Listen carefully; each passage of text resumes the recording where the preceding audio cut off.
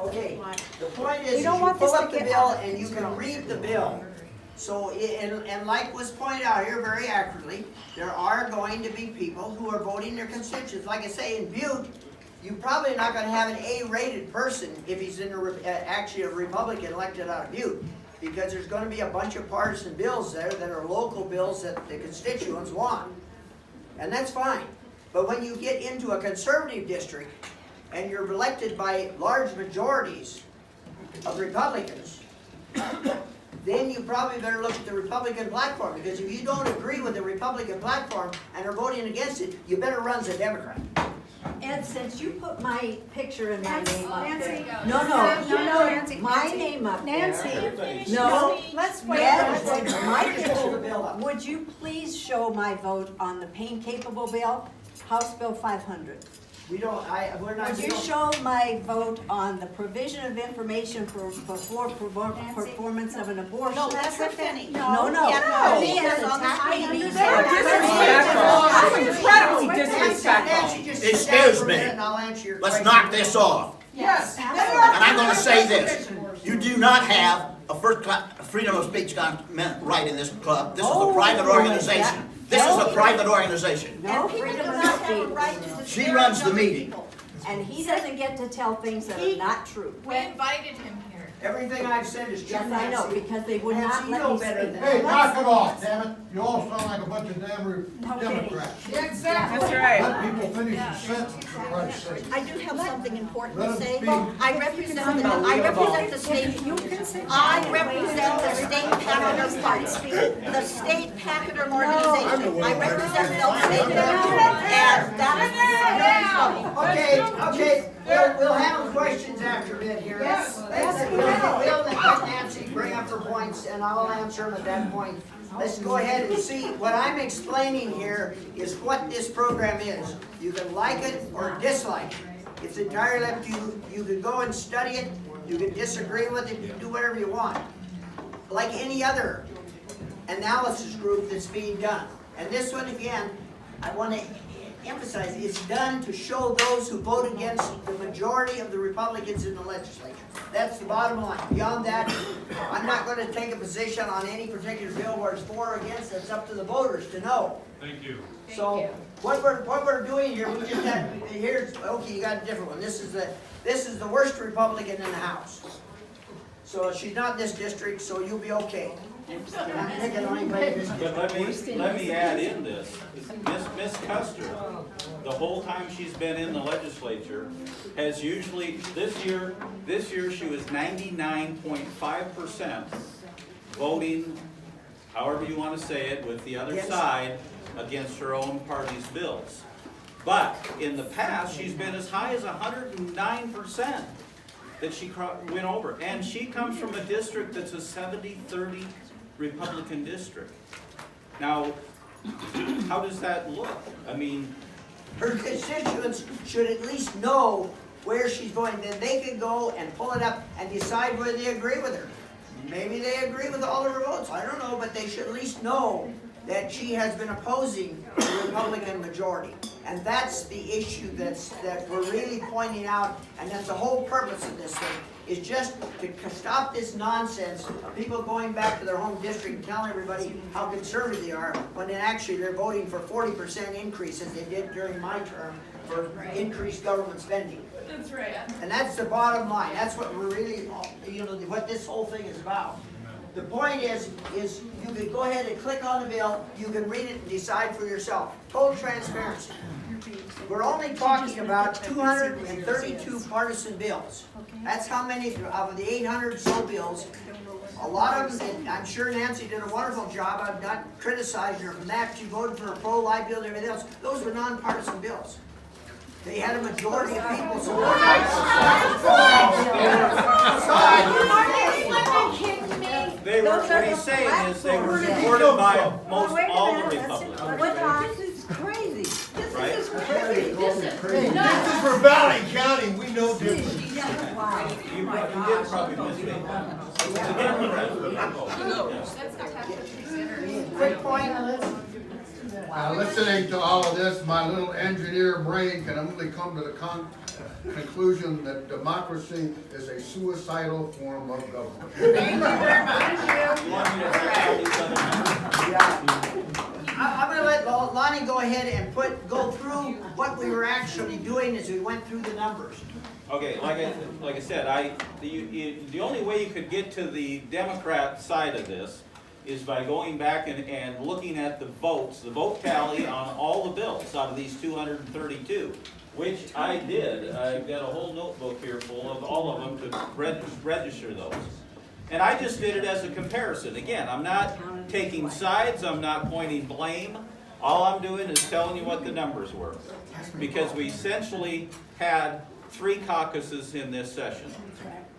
Some people say there was 5 or 6, but we all know that we had Democrats, we had a solution caucus in the Republican Party, and the other group, they called themselves the 38 Special. Okay, I already told you that in this session, the Democrats had the trend to cross over, vote with Republicans 5.5% of the time. On Republican partisan. That was out of 974 votes, or 9,744 votes. There's 42 Democrats. Do the math.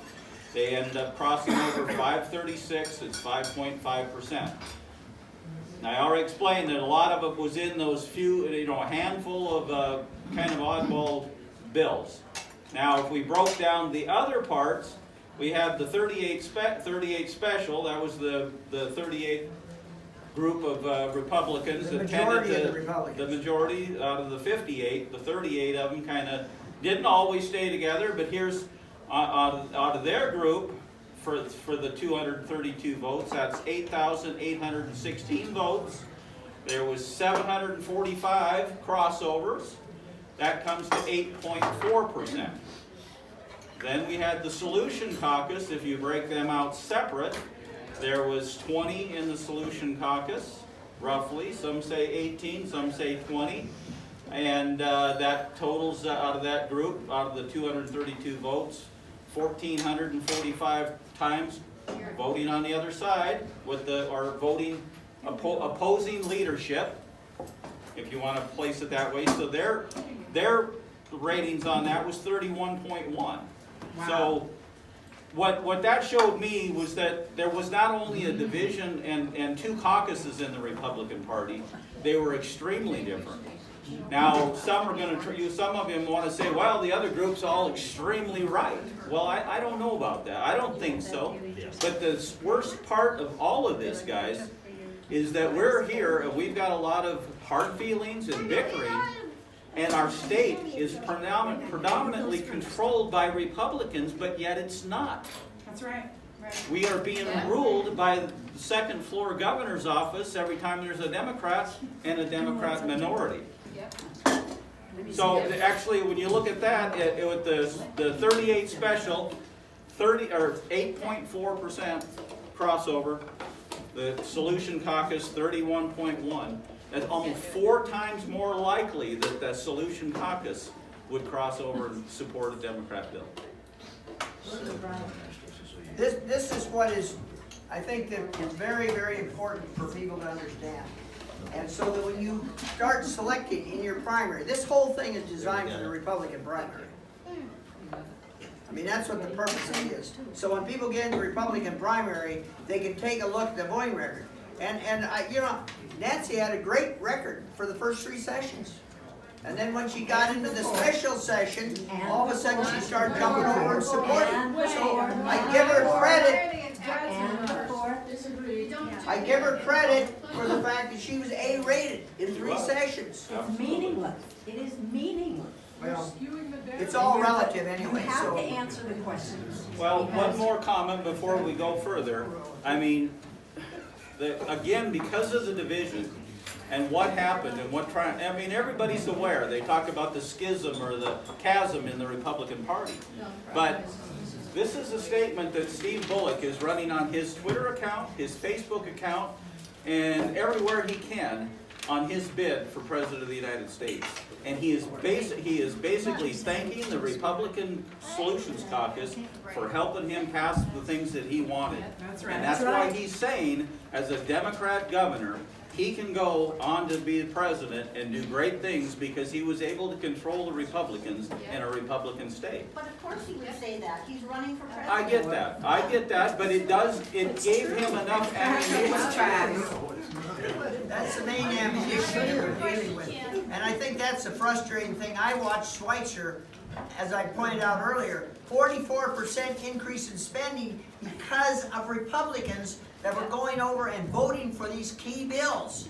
That these hard partisan bills, voting against the majority of the Republicans in the legislature. Now, if the folks all want that spending, hey, you're doing fine. But if you don't want the spending, you better take a look at who you're sending up there.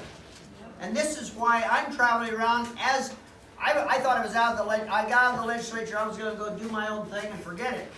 But after this session, and watching the ridiculousness that was going, and the power that Lou Jones was exerting over a bunch of mostly freshmen that he had convinced to join his group.